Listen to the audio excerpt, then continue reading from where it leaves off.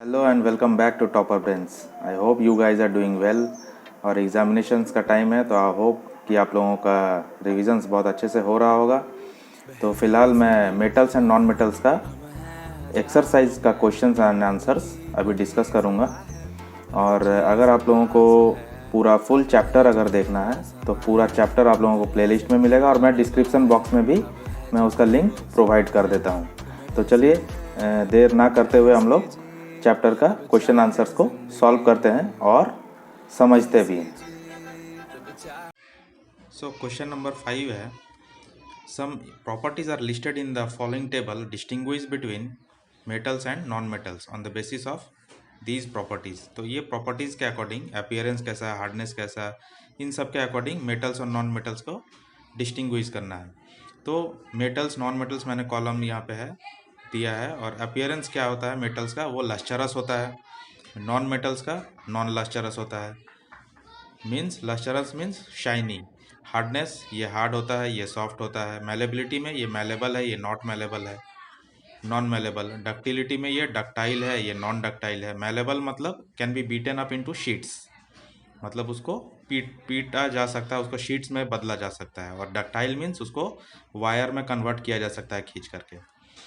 तो ये डक्टाइल होता है मेटल्स, और नॉन मेटल जो है वो नॉन डक्टाइल है। हीट में ये गुड कंडक्टर है, इलेक्ट्रिसिटी में भी गुड कंडक्टर है, और ये बैड कंडक्टर्स है। तो ऐसे डिफरेंस बिटवीन भी जब क्वेश्चन आएगा डायरेक्ट क्वेश्चन, तो ऐसे हम लोग डिफरेंस बिटवीन कर सकते हैं, ठीक है, मेटल्स एंड नॉन मेटल्स में। ये इंपॉर्टेंट क्वेश्चन है इस चैप्टर का। देन है, give reasons for the following. Aluminium foils are used to wrap food items. Aluminium foils को फूड आइटम्स में रैप करने के लिए क्यों यूज़ किया जाता है? Because it is malleable in nature and can be beaten up into sheets to make foils for wrapping purposes. तो इसको बीट किया जा सकता है, बीट करके पेपर की तरह बड़ा कर दिया जा सकता है, शीट्स में तब्दील किया जा सकता है, और इसको एल्युमिनियम फॉइल्स को यूज़ किया जाता है रैपिंग ऑफ फूड में। देन है, immersion rods for heating liquids are made up of metallic substances. जो इमर्सन रॉड्स होता है जिससे हम लोग पानी को गर्म करते हैं ठंड के दिनों में ज़्यादातर, तो वो रॉड्स मेटल का ही क्यों बना हुआ होता है? Because metals are good conductors of heat and electricity. Then copper can not displace zinc from its salt solution. ये डिस्प्लेसमेंट रिएक्शन में किया गया है। तो because copper is less reactive than zinc. तो जो लेस रिएक्टिव है वो जो हायर रिएक्टिव है, ज़्यादा रिएक्टिव है, मोर रिएक्टिव है, उसको रिप्लेस नहीं कर सकता या डिस्प्लेस नहीं कर सकता है। और डिस्प्लेसमेंट रिएक्शन जो है, जो मैंने बुक में पढ़ाया है अच्छे से, वो डिस्प्लेसमेंट रिएक्शन बहुत ही इंपॉर्टेंट है एग्जाम पॉइंट ऑफ व्यू से। देन डी में है, sodium and potassium are kept in kerosene because they are highly reactive. और अगर उसको ऑक्सीजन के कांटेक्ट में बाहर रखा जाए तो they may even catch fire also, इसलिए सोडियम एंड पोटेशियम को केरोसिन में रखा जाता है। Then can you store the lemon pickle in aluminium utensil. नींबू का जो अचार होता है, पिकल्स, नींबू वैसे एसिडिक इन नेचर होता है, तो उसको अगर एल्युमिनियम का बर्तन में रखा जाए या एल्युमिनियम का जार में रखा जाए तो क्या होगा? No, we can not store lemon pickle in an aluminium utensil because aluminium is a metal and metals readily react with acids. तो हम लोग नहीं रख सकते हैं ये एल्युमिनियम यूटेंसिल में, क्योंकि एल्युमिनियम यूटेंसिल जो है वो मेटल है, और मेटल जो है एसिड के साथ रिएक्ट करता है, और लेमन जो है वो एसिड है, ठीक है, और हाइड्रोजन प्रोड्यूस करता है। तो इससे क्या होगा? इससे हाइड्रोजन प्रोड्यूस होगा और हमारा पिकल्स जो है वो स्पॉइल हो जाएगा। देन मैच द फॉलोइंग है, तो इसमें मैंने डायरेक्ट मैच करके दिखाया है, आप बुक में क्वेश्चन आप देख सकते हैं। गोल्ड जो है वो ज्वेलरी है, एल्युमिनियम जो है रैपिंग फूड के लिए काम आता है, आयरन जो है मशीनरी बनाने के लिए काम आता है, कार्बन जो है फ्यूल के लिए काम आता है, कॉपर जो है इलेक्ट्रिक वायर में यूज़ होता है, मरकरी जो है थर्मोमीटर्स में यूज़ होता है। Then what happens when dilute sulfuric acid is poured on a copper plate? There will be evolution of hydrogen gas along with the formation of blue color crystals of copper sulfate. तो generally reaction वैसे कुछ होता नहीं है, क्योंकि ये जो copper है, ये बहुत लो रिएक्टिव है, लेस रिएक्टिव है, तो रिएक्शन जल्दी ज़्यादा होता नहीं है कुछ, सिर्फ हाइड्रोजन गैस का फॉर्मेशन होता है। और इसका इक्वेशन ये है, Cu plus H2SO4 equals to gives CuSO4 plus H2 hydrogen gas. Iron nails are placed in a copper sulfate solution. Write what equation of the reaction involved. ठीक है, ये डिस्प्लेसमेंट रिएक्शन का एक एग्जांपल है। ये बहुत इंपॉर्टेंट है, मैं बार बार बोल रहा हूँ, डिस्प्लेसमेंट रिएक्शन बहुत इंपॉर्टेंट है। Iron being more reactive than copper will replace copper from its solution. Iron जो है कॉपर से रिएक्टिव है ज़्यादा, इसलिए वो उसको रिप्लेस कर देगा। And brown coating of copper is deposited on the iron nail. और जो ब्राउन कोटिंग एक है, ब्राउन कोटिंग कॉपर का जो रहता है वो आयरन नेल्स के ऊपर डिपॉजिट हो जाता है। Also the blue colour turns green. और ब्लू कलर जो है कॉपर सल्फेट का वो ग्रीन में टर्न हो जाता है। और इसका रिएक्शन जो है ये है, ये रिएक्शन आप लोग जरूर लिखिएगा, रिएक्शन बहुत इंपॉर्टेंट है। ठीक है, iron plus copper sulphate solution. तो आयरन क्या करता है, वो इसको कॉपर को रिप्लेस कर देता है, तो आयरन सल्फेट बन गया और कॉपर जो है वो अकेला रह गया।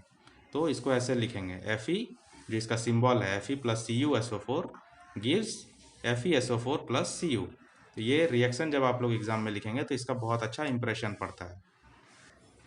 Then Saloni took a piece of burning charcoal and collected the gas evolved in the test tube। सलोनी ने बर्निंग चारकोल को एक टेस्ट ट्यूब में डाल दिया।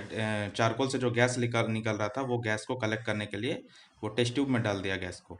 तो क्वेश्चन है, how will see find the nature of the gas. तो nature of the gas कैसे पता कर पाएगी कि वो एसिड है या बेस है। और दूसरा क्वेश्चन है, write down the word equation of all the reactions taking place in this process. तो add some water in the test tube. जिस टेस्ट ट्यूब में गैस इंटर कर गया उसमें हम लोग थोड़ा सा पानी ऐड करेंगे। Gas is collected, now cover the test tube. उसके बाद shake it well, test the solution with blue and red litmus paper.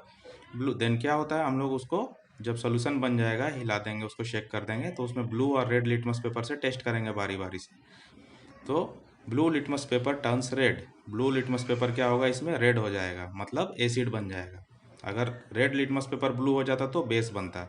दस the nature of gas is acidic. हम लोगों को पता चल गया कि वो एसिडिक नेचर है गैस का, क्योंकि ब्लू लिटमस को रेड में बदल दिया। और इसमें जो रिएक्शन है वो ये है, चारकोल जब रिएक्ट करता है with oxygen forms carbon dioxide. तो सी कार्बन जो चारकोल एक कार्बन है, तो कार्बन का सी होता है symbol, C plus O2 that gives CO2 carbon dioxide. Then अगला है, one day Rita went to jeweler shop with her mother. Her mother gave an old gold jewelry to the goldsmith to polish. Next day she found that there was a slight loss in its weight. Can you suggest a reason for the loss in weight? तो उसकी mother ने gold Smith को एक पुराना सोने का jewellery दिया और क्लीन करने के लिए, शाइन करने के लिए। तो अगले दिन जब वो रिसीव की तो देख रही है कि उसमें वेट में स्लाइट कमी आ गया है। पर क्यों हुआ कमी, तो वो देखते हैं। The gold jewellery is dipped into an acidic solution called aqua regia, mixture of hydrochloric acid HCl, मैंने शॉर्ट में लिखा है HCl उसका symbolic, and nitric acid for polishing. तो एक्वारेजिया जो लिक्विड है, एक्वारेजिया में गोल्ड को डिप किया जाता है, डुबोया जाता है क्लीन करने के लिए। इन this process the outer layer of the gold dissolves and inner shiny layer comes out. तो इससे क्या होता है, गोल्ड का जो ऊपरी भाग है, ऊपरी लेयर जो है, परत जो है वो घुल जाता है पानी में, और अंदर का जो लेयर है, शाइनी लेयर, वो बाहर आ जाता है, तो चमकता हुआ नजर आता है हम लोगों को। This causes the loss in weight, और इसके कारण वेट में लॉस हो जाता है। तो हम लोग सारा ब्रीफ क्वेश्चंस वगैरह ये सब कर लिए हैं। तो अभी आई होप कि आप लोगों को ये वीडियो अच्छा लगा होगा। और मैं इंपॉर्टेंट क्वेश्चंस जस्ट प्रिपेयर करने ही वाला हूँ। चैप्टर 5 का मैं नोट्स प्रोवाइड करूँगा, उसके बाद मैं इंपॉर्टेंट क्वेश्चंस मैं प्रोवाइड करूँगा 1 to 5 तक का, ऐसे स्लॉट करके, फिर 6 to 10 का या 6 to 12 तक का, जो एग्ज़ाम्स में आप लोगों के लिए हेल्पफुल होगा। तो वीडियो अगर अच्छा लगा होगा तो एक लाइक कीजिए और चैनल को सब्सक्राइब कीजिए। Thank you friends.